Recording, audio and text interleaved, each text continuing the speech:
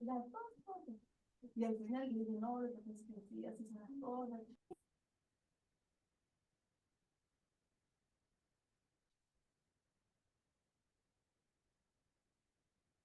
Mm.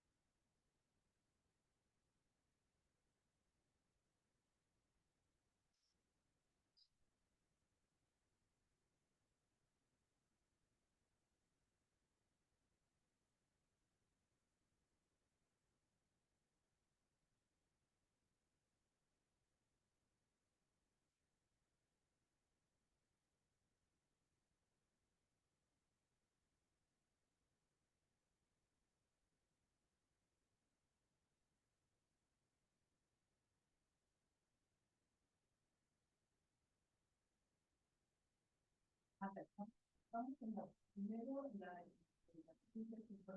bueno, estamos en el grupo, ¿ya? La segunda más, a ver, el grupo 3, bueno, hay que hacer también. Se refiere a que le puso usted al señor Silva, ¿eso?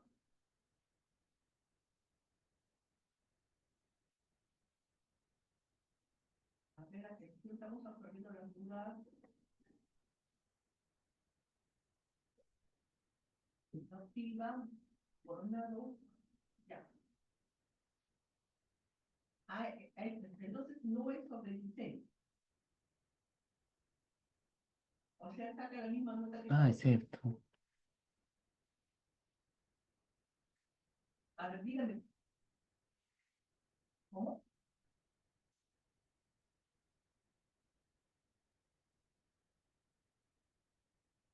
Ya, un segundo.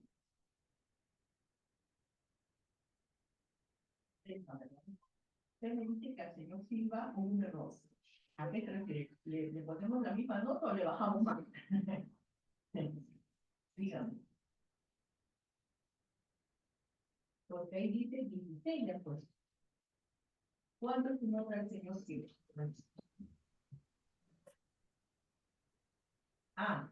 Ya entendí. Todo ya. Ya, listo, vale, claro, ¿vale? Suelto. Tenga cuidado, porque no, tenga cuidado con posible. Y si se pone que fuera nota para registrar, ahí estamos con problemas. Ya, ahora,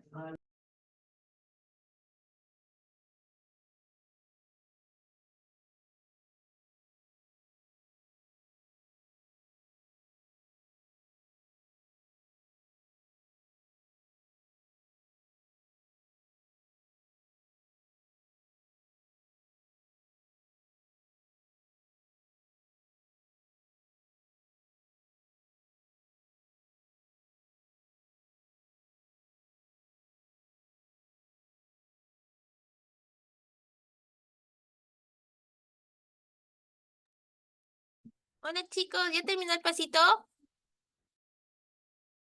Sí, doctora, bueno, ¿Qué tal chicos? Buenos días. Les dejo con el doctor Chávez para empezar su clase.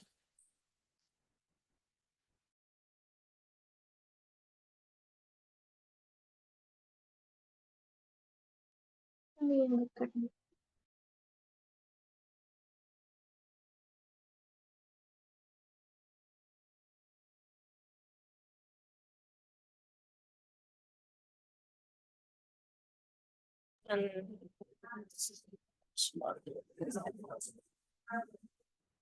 Baila. A ver, buenos días. ¿Se logra Buenos días, doctor. ¿Se logra ver la clase? Sí, doctor, sí se logra ver. Ok, buenos días. Buenos días. Ante todo, bueno, me presento. Yo soy el comandante Chávez Sanabria Jorge. Soy jefe del Departamento de Rehabilitación del Hospital Central de la Policía. Eh, bueno, yo estoy encargado directamente de la parte de rehabilitación traumatológica, en este caso, la clase que estamos haciendo el día de hoy, que obviamente es una parte importante de la rehabilitación porque es prácticamente lo que más nos llega a rehabilitación en sí, a la parte de rehabilitación. Y recalco rehabilitación, medicina física y rehabilitación o medicina de rehabilitación, porque no solamente es terapia física, ¿ok? La terapia física la llevan los licenciados, que son, en este caso, especialistas en terapia física. Pero hay terapia física, terapia ocupacional, terapia de lenguaje, terapia de aprendizaje, terapia de atención y concentración, etcétera, etcétera, etcétera. Y por tanto, entonces, debemos tener cuidado cuando nos refiramos, o en este caso, indiquemos algún tipo de tratamiento, porque no es la especialidad terapia física, es la especialidad medicina física y rehabilitación o medicina de rehabilitación en algunos casos. Ok, entonces hablando de la parte traumatológica específicamente, vuelvo a repetir, es lo que se come más en rehabilitación, como se dice. Si bien es cierto, hay lesiones de todo tipo que vienen a rehabilitación, pero la mayoría, la cantidad mayor que acude a una consulta en medicina física y rehabilitación es la parte traumatológica. Contusiones, esguinces, fracturas, cualquier tipo de situación traumática que ocurra en algún paciente tiene que ser evaluado inicialmente, estabilizado inicialmente, y luego ya cuando podemos trabajar nosotros en el momento específico, damos tratamiento.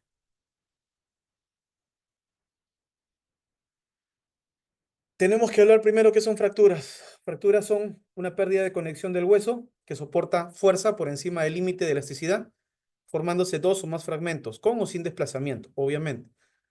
Violentos traumatismos de todos los elementos del aparato locomotor y órganos vecinos donde el hueso resulta interrumpido en su continuidad. Es decir, un traumatismo fuerte, un traumatismo directo que puede originar simplemente que haya una condición de sobreesfuerzo sobre la parte mecánica de nuestro cuerpo.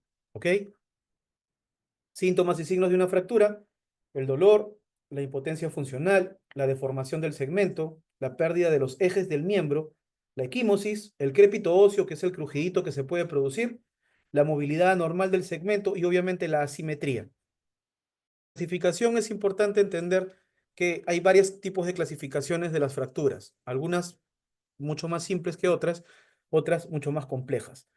Hay cerradas o simples, abiertas o expuestas, transversales por el tipo de zona que se da, oblicua también por el tipo de acción o esfuerzo que se da, espirales y también con minuta, que es en varias partes. Si tenemos una fractura según comunicación o no de la fractura al exterior, podemos tener simples o cerradas cuando hay afectación de las partes blandas. La piel intacta, herida superficial y no contacta con el fragmento fracturado, es una simple o cerrada. Y si son complicadas o abiertas, la herida va a comunicar directamente hacia la parte exterior, con hemorragias, con pérdidas hemáticas imprevisibles. Según la ruptura ósea total o parcial, también se puede dar lo que se llama patrón de interrupción. Cuando también son completas, cuando ambas corticales están rotas, ambas corticales, e incompletas cuando está afectada una cortical nada más. Por ejemplo, en la fractura de tallo verde que se produce directamente en los niños. Esta es una fractura de tallo verde, pero acá también hay una otra fractura de tallo verde. Tanto en la zona del radio y del cúbito se está produciendo fracturas de tallo verde. ¿Y por qué decimos de tallo verde? Porque es un niñito. Si ven la osificación, estoy hablando de la radiografía del lado derecho, la osificación no es total, no se ven todos los huesos metacarpianos y tampoco se ve la articulación directamente de la muñeca. Según el mecanismo de producción, pueden ser fracturas directas, que son traumáticas o accidentales, un traumatismo importante por un impacto directo, o también indirectas, cuando hay movimiento por flexión o por una rotación. Según el trazo de fractura y la fragmentación ósea, por el tipo de fragmento, se puede dar fracturas de trazo capilar, cuando no hay separación de los fragmentos óseos.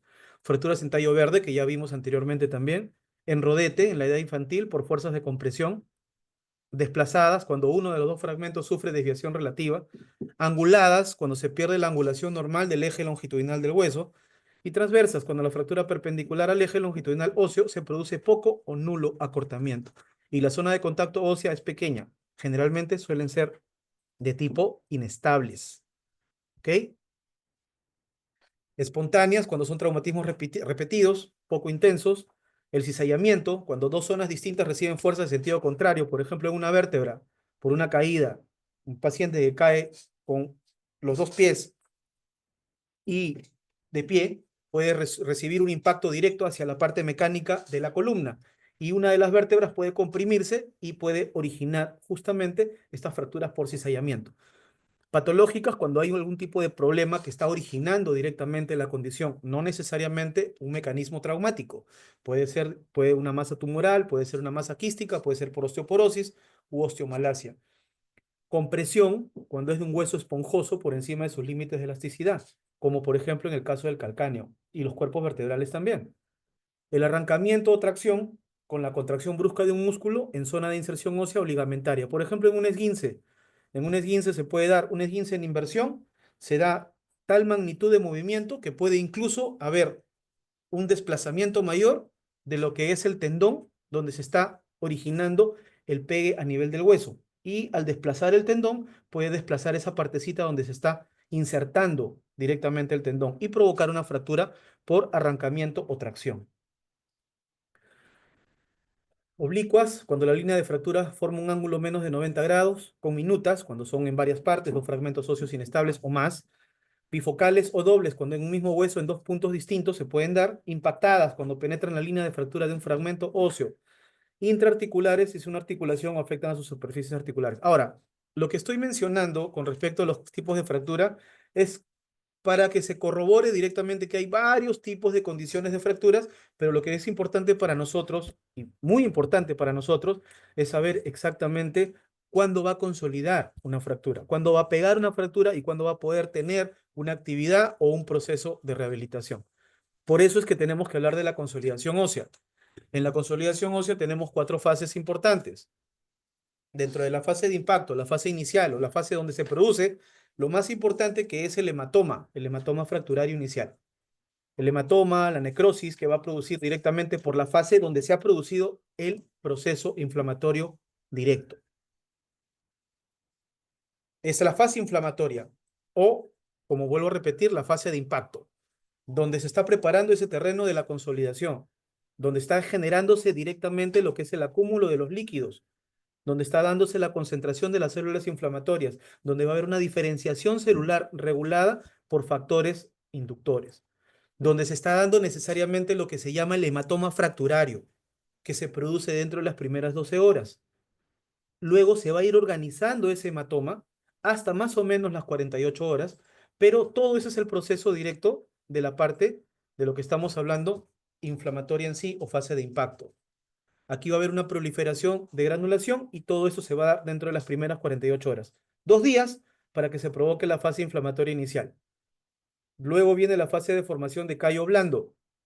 La formación de callo blando viene la proliferación y diferenciación celular también igual, pero aquí se va a producir algo muy importante, el callo periférico perióstico inicial. Y luego se va a producir también el callo medular o endóstico. La fase de consolidación que estamos hablando del callo blando dura de 2 a 15 días. En la fase de la formación del callo duro viene lo que es la mineralización. Es decir, ya va cerrando un poco más directamente la fractura y van a darse los depósitos de cristales de hidroxiapatita. Esto puede durar meses, semanas. Y luego viene ya la última fase, que es la fase de remodelado. En la fase de remodelado se va a reorganizar directamente o internamente lo que es el tallo mismo.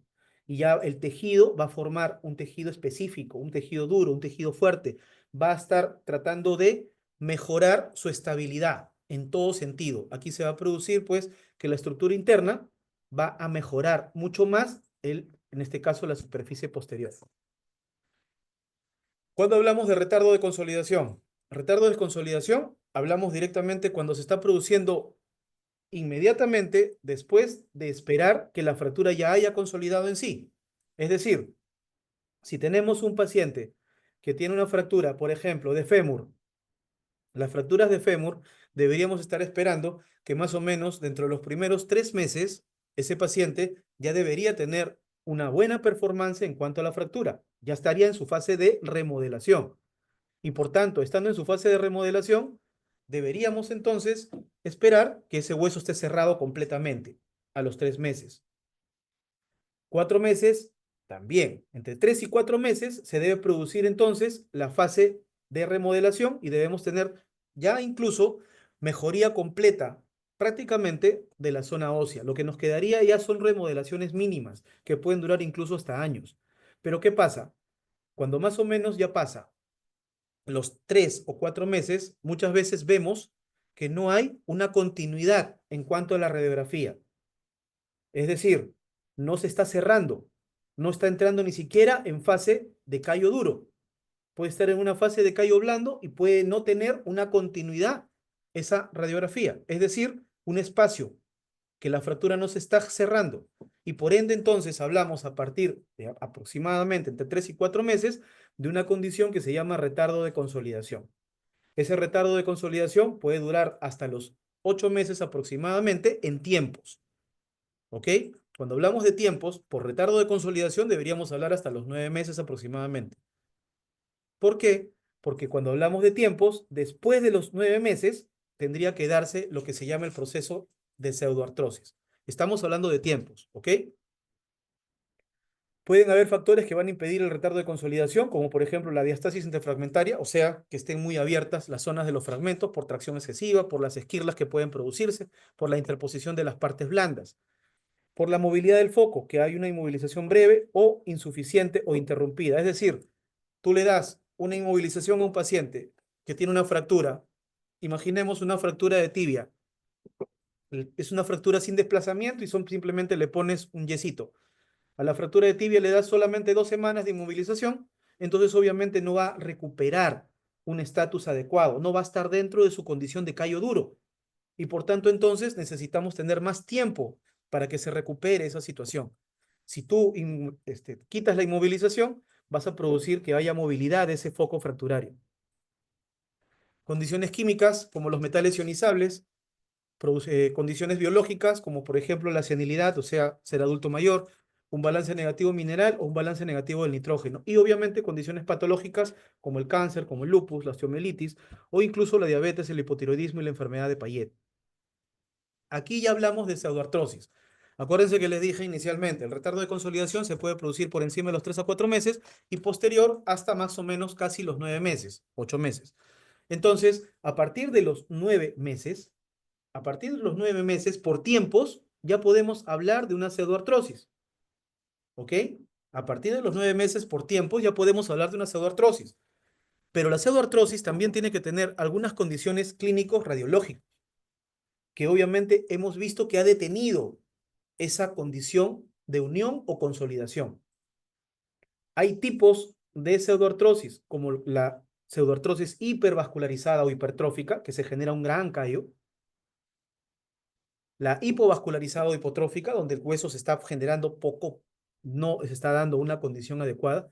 Y la pseudoarticulación, que se puede producir directamente cercana a la articulación. Por eso estamos hablando que mínimo debe haber 9 meses desde la zona, desde que ha habido lesión, y va a haber falta de signos de progresión por 3 meses aproximadamente. ¿Ok? Entonces, quiere decir que cuando hablemos de tiempos, 9 meses ya sería prácticamente una pseudoartrosis. Pero tenemos que tener un signo radiológico donde nos indique más o menos que no hay un signo de progresión que se ha cumplido dentro de esos 3 meses posteriores. ¿Se puede hablar de condiciones de osteotomía? Sí, es una operación en la que se practican cortes en un hueso de forma que el cirujano puede efectuar cambios en su posición. Estas cositas las vamos a pasar un poquito más rápido porque, bueno, son condiciones dentro de la parte traumatológica, pero que se tienen que saber para poder identificar que también vamos a hacer tratamientos de rehabilitación directamente en esto. Una osteotomía es para alargar o acortar una pierna, para corregir curvaturas o angulaciones de las piernas. Por ejemplo, se pueden hacer osteotomías para pacientes con un genuvalgo o un genuvaro. Se hacen cortecitos directamente en la parte interna de la rodilla para mejorar la angulación. Se hace realineamiento de angulaciones, evitan artrosis muchas veces, trasladan el peso del cuerpo fuera de la zona dañada y vuelvo a repetir, deformidades en varo o en valgo en rodillas, también en las caderas. Cuando hablamos del tratamiento de fracturas, directamente el tratamiento de fracturas, estamos entendiendo que debe haber aquí una restitución anatómica, una restitución de la zona que ha habido impacto y que ha habido un desplazamiento, en este caso, que puede ser desde la zona ósea y también de las partes blandas. La consolidación ósea se debe dar sin deformidad cuando tratamos una fractura y la funcionalidad la debemos recuperar la actividad física. Se maneja con antiinflamatorios, reducción y tracción del hueso, la inmovilización, obviamente, de la zona donde ha habido fractura con yeso o una cirugía, la rehabilitación posterior y en las fracturas abiertas siempre debe haber una limpieza quirúrgica y la administración de antibióticos. ¿Qué es la artroplastía? La artroplastía, pues, es obviamente colocar una nueva situación articular, ya sea, por ejemplo, en una condición de cadera, una condición de hombro o incluso condiciones de rodilla o hasta tobillos. Es retirar superficies articulares enfermas. Estamos hablando de articulación, hueso y cartílago. Vamos a sustituir por productos que pueden ser metal o pueden ser plásticos. Cromo, cobalto, titanio, polietileno de alta densidad. Va a corregir las deformaciones que puedan producirse. Por ejemplo, se puede poner una prótesis de cadera cuando tienes un paciente que tiene una gonartrosis, una coxartrosis y que esto esté produciendo un pinzamiento intenso en la cadera y que a su vez, al producir un pinzamiento intenso, está produciendo también una rigidez articular de la cadera directamente. Va a corregir deformaciones, va a mitigar el dolor. Complicaciones que podemos tener con una artroplastía, las infecciones, la luxación, en este caso la nueva articulación que se está colocando, o el aflojamiento del implante que también se puede dar. Debe haber siempre una copa que va a reemplazar a la zona acetabular, un inserto que tiene que ser más o menos de plástico, una cabeza, que es la esfera metálica, que va a reemplazar muchas veces a la cabecita directamente, ya sea del fémur, ya sea del húmero específicamente, o el vástago, o en este caso el vástago también, que va directamente hacia la zona de adherencia al hueso. a la zona de presión para que mecánicamente haga ese efecto directo de presión interna. Las artroplastías de cadera, por ejemplo, pueden ser cementadas. Tenemos que se fijan con cemento quirúrgico, lo que se llama metilmetacrilato. Pueden darse en pacientes adultos mayores, en fracturas por osteoporosis, en artritis reumatoides, en artrosis, como les decía también. Pueden ser también que presentan copa metálica, inserto de plástico, esfera metálica y lo que se llama el vástago. No cementadas, el implante se va a adherir al hueso. Cuando son cementadas, tienen, vuelvo a repetir, un cemento quirúrgico. Cuando son no cementadas, no tienen ese cemento, que es el metacrilato, y van a directamente adherirse al hueso. Esto sí se puede dar, por ejemplo, en adultos o en jóvenes o en pacientes que tienen buena densidad ósea o en fracturas también por enfermedad reumatológica, pero que no han ocasionado pues una destrucción mayor de la zona articular. Van a presentar una copa, reemplaza el acetábulo, obviamente el inserto, la esfera y el vástago.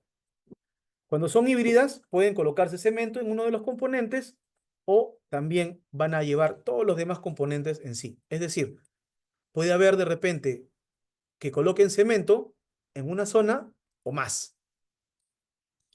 Artroplastía de rodilla se cambia por sistema metálico modular. Aquí están viendo cómo están dándose la condición de operar tanto de la zona del fémur como de la tibia. Artroplastía parcial de rodilla simplemente va a reemplazar un compartimento, ya sea interno o puede ser el compartimento externo. Las otras artroplastías, por ejemplo, que tenemos son las de hombro, las de codo, que también puede darse entre el húmero y el cúbito. Aquí se ponen dos vástagos. O las del tobillo, donde se va a desconectar la tibia y el peroné de la zona del astrágalo. Una fractura de clavícula se da por traumatismo directo. Pueden ser, por ejemplo, los recién nacidos al pasar por el canal del parto. Y un traumatismo indirecto puede ser un golpe directo sobre el hombro. Tratamiento puede ser conservador o quirúrgico. Fractura de húmero. Importante saber en la fractura de húmero la lesión del nervio circunflejo cuando es a nivel proximal. Y cuando es diaficiaria, mayormente se produce lesión del nervio radial. ¿Ok? Vuelvo a repetir, en las fracturas de húmero, cuando pueden ser fracturas proximales, mayormente pueden ir con lesión del nervio circunflejo. Y en las fracturas diaficiarias de húmero, pueden darse lesiones del nervio radial. Fractura de Montella, una luxación del radio proximal o la cabeza del radio y una fractura del tercio proximal del cúbito. Estamos hablando proximal, ¿ok? Vuelvo a repetir. Fractura de Montella, luxación del radio proximal o de la cabeza del radio y la fractura del tercio proximal del cúbito, ¿ok? Una luxación del radio, de la cabecita o de la zona, más una fractura del tercio proximal del cúbito.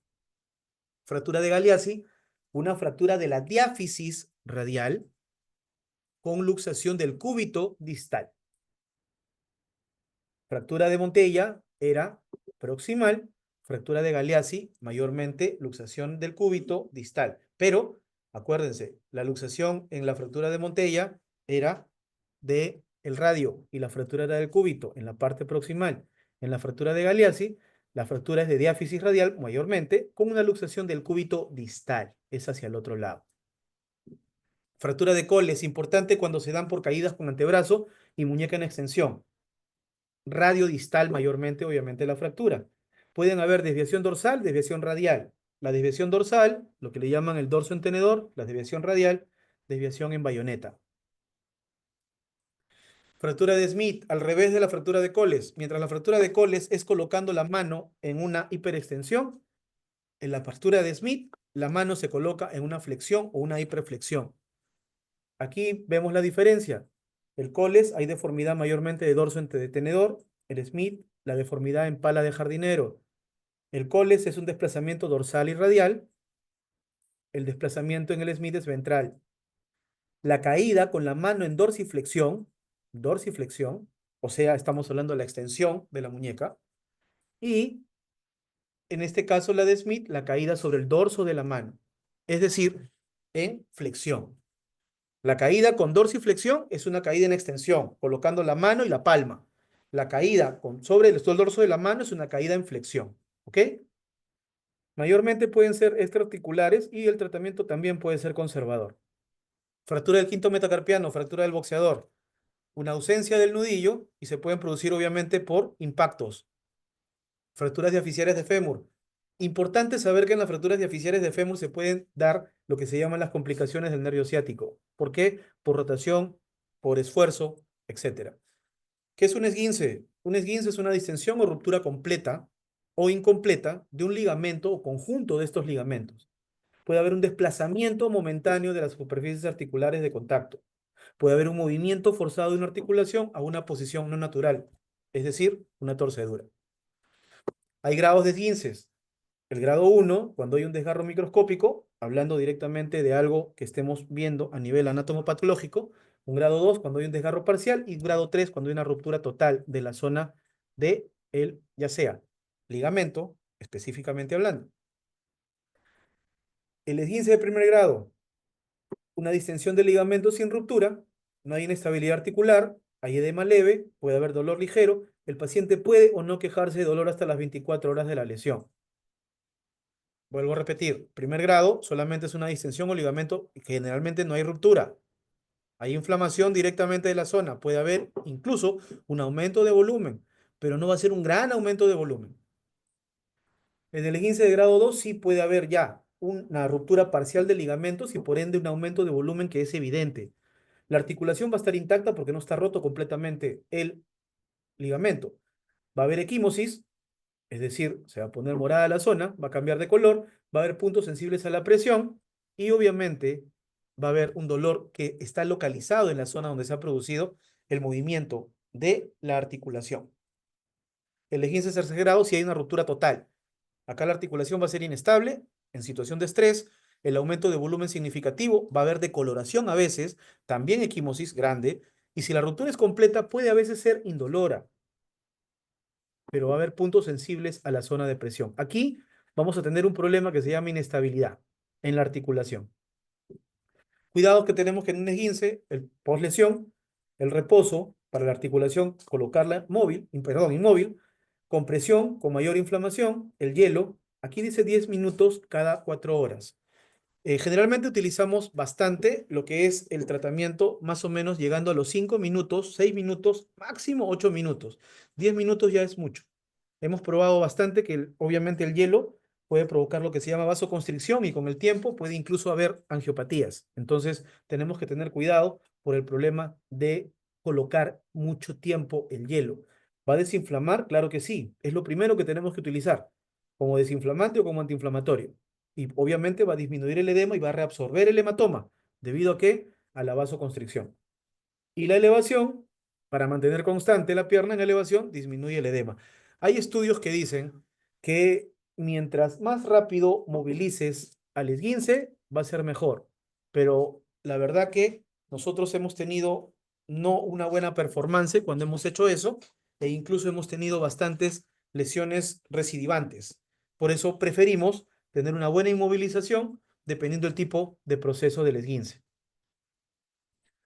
Hay que proporcionar la inmovilización posterior, utilizar muletas cuando sea necesario para no hacer carga en la zona. Obviamente derivar al traumatólogo si vemos algún tipo de complicación y amplitudes de movimiento deben valorarse poco a poco, cada 2 o 3 semanas. Es decir, no le damos continuidad de movimiento inmediato. Hablemos del esguince de tobillo. El esguince de tobillo tenemos que ver que puede ser ya sea en inversión o en eversión. Un esguince de tobillo tiene un primer grado cuando hay un reposo generalmente por 7 días, una inmovilización relativa, antiinflamatorios y rehabilitación. Es decir, acuérdense, no ha habido distensión total o ruptura de la zona ligamentaria. El segundo grado, una inmovilización absoluta con férula o con yeso por 2 a 3 semanas, antiinflamatorios y luego la rehabilitación. Y el tercer grado sí hay una inmovilización que puede ser de 4 o 6 semanas e incluso puede llegar a condiciones quirúrgicas debido a la inestabilidad del tobillo que se está presentando. ¿Qué es importante definir en cuanto a un esguince? Mayormente pedimos una radiografía dentro de las primeras 24 horas que se ha producido el traumatismo. ¿Por qué? Porque puede haber una condición de fractura del maleolo tibial o también de algunas condiciones aparte. Fracturas en inversiones, inversiones quiere decir que el pie está hacia adentro, se puede producir una disrupción de la condición del maleolo tibial, es decir, una fractura del maleolo tibial. Fracturas en eversión, más bien, podrían producir, en algunos casos también, fracturas de lo que es el maleolo peroneo. Fracturas en inversión pueden producir problemas en el quinto metatarsiano. Fracturas en eversión pueden producir problemas del escafoides del pie. Importante saber los ligamentos que están presentes dentro de lo que es la inversión de tobillo. El ligamento peroneo estralino posterior, el ligamento peroneo estralino anterior y el ligamento calcáneo peroneo. En cuanto a la condición de esguinces en eversión, mayormente el afectado es el ligamento deltoideo. Tratamiento de los esguinces, movilización temprana. Puede haber lo que se llama también a veces el baño de contraste, que utilizamos el frío y el calor. Reducir la inflamación. Posteriormente ya se hace el fortalecimiento de los músculos y lo que se llama reeducación propioceptiva. O sea, poco a poco vamos haciendo que el paciente vaya caminando a su descarga de peso y vaya sintiendo cómo está la estructura que está pisando. Estamos hablando de esguince de tobillo. Un esguince de rodilla, es importante saber los ligamentos que están comprometidos, los cruzados, y obviamente también los ligamentos colaterales. Movimientos bruscos en giros, rápidos o súbitos, golpes directos, frontales, laterales o posteriores, tropezar o caer, que requiere una radiografía, pero sobre todo una resonancia para saber si es que hay, con respecto a grados de inestabilidad, una ruptura total de alguno de los ligamentos que provocaría inestabilidad y por ende una posible operación. Pruebas, prueba de Lachman para el ligamento cruzado anterior, el cruzado posterior, prueba de cajón, igual para el cruzado anterior, el cruzado posterior y prueba de Osteso para lo que es el ligamento colateral lateral y el colateral medial.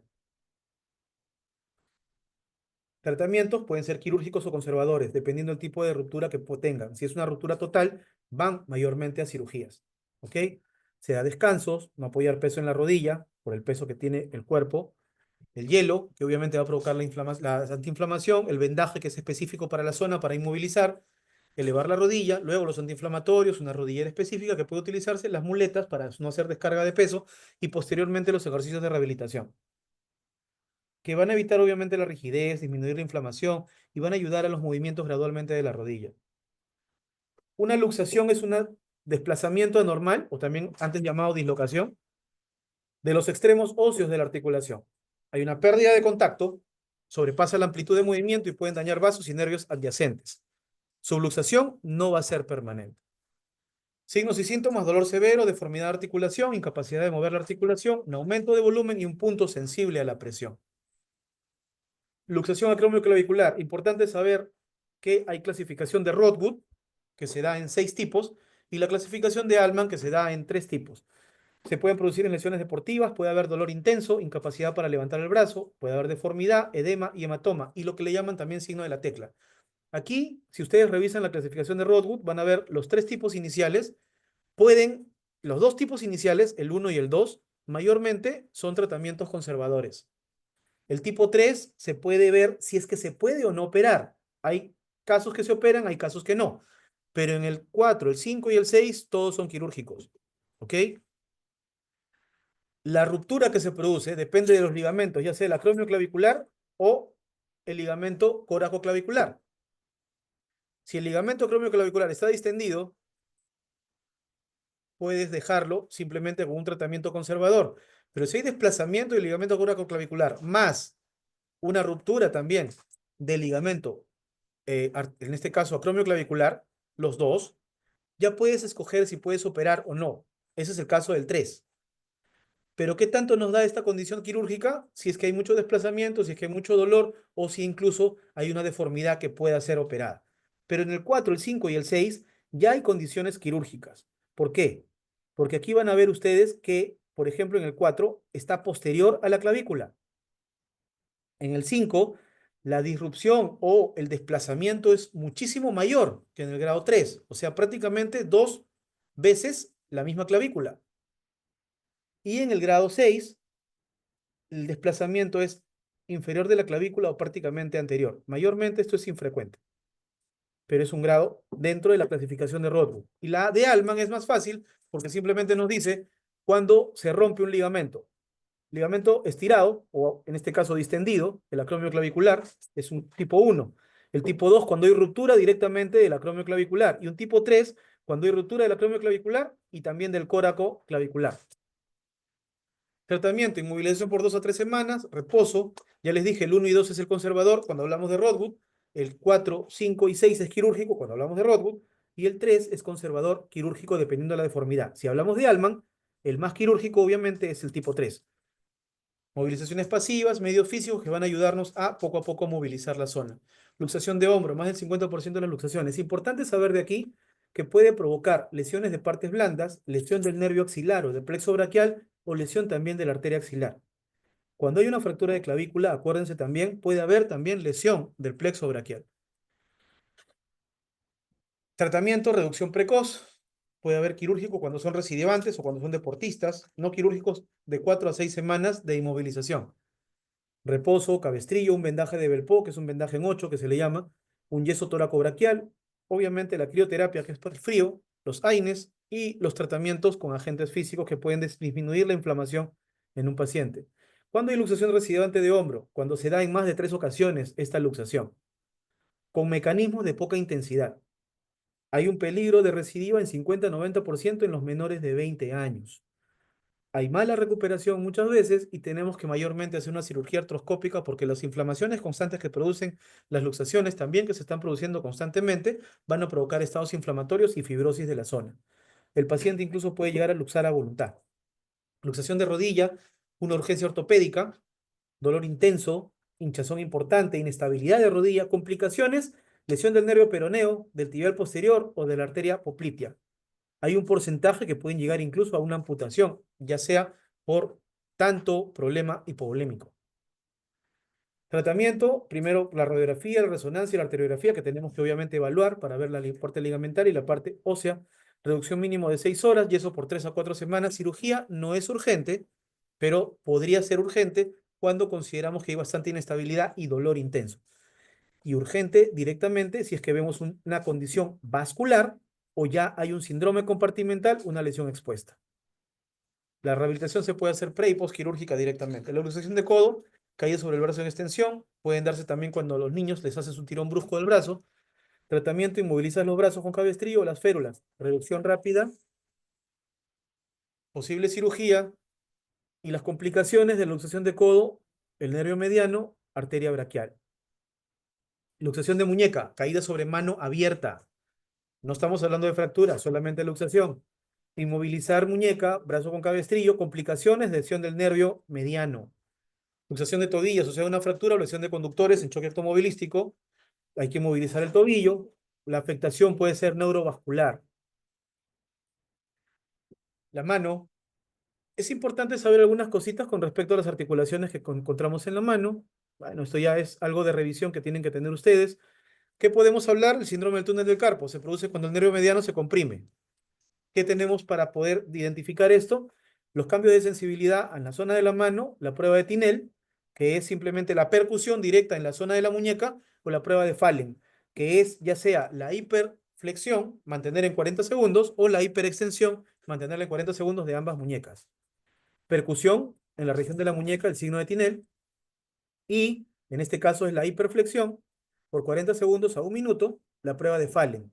Y cuando hacemos la hiperextensión, generamos lo que es el Fallen, pero el Fallen invertido. Tenosinovitis de Kervain, una complicación directamente del abductor largo, abductor largo y del extensor corto del pulgar. Se produce obviamente en la zona del primer dedo. Una prueba que se debe hacer para esta condición es lo que se llama la prueba de Finkelstein. ¿Ok? El Finkelstein es lo que se está produciendo, es una desviación radial, o en este caso, perdón, una desviación cubital de la zona de la muñeca y tratando de producir lo que se llama dolor. ¿Ok? Entonces, ¿alguna pregunta?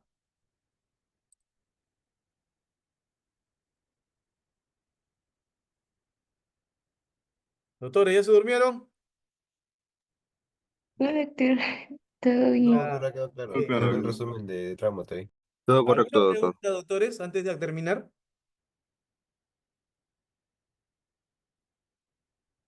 Ok, entonces hemos terminado a tiempo. Hemos dado una clase un poquito rápida, algunas condiciones traumatológicas.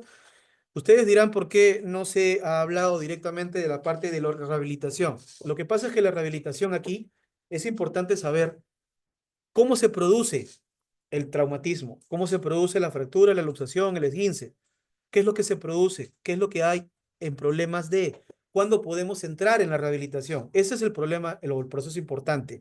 Por eso es importante saber la consolidación, por eso es importante saber cuándo hay una inestabilidad, qué tipos de complicaciones puedes tener en una lesión. Si es una fractura diaficiaria, les vuelvo a repetir, de húmero, una fractura diaficiaria es una fractura de la mitad. Entonces, por ende, tenemos que ver que puede haber una lesión del nervio radial o una fractura proximal del húmero, se puede producir una lesión del nervio circunflejo. Entonces, bueno, en este caso ya mi clase ha terminado. Si no hay ninguna pregunta, procedemos a cerrar y creo que tienen que dar su post-test, ¿no? Doctor. Muchas gracias, doctor. Gracias, Ok. doctor. Hasta luego, doctor Chávez. Luego, Gracias, doctor. Hasta luego, doctor Chávez. hasta luego, cuídense. Luego.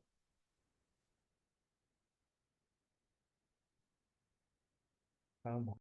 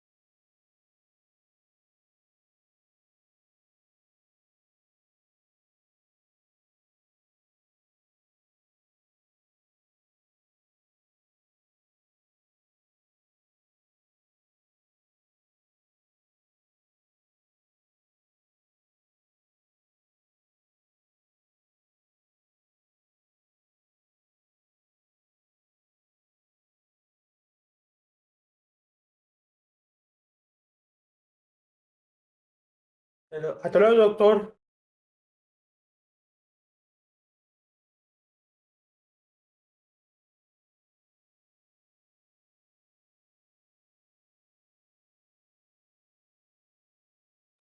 Hasta luego, Juan Pablo, cuídate.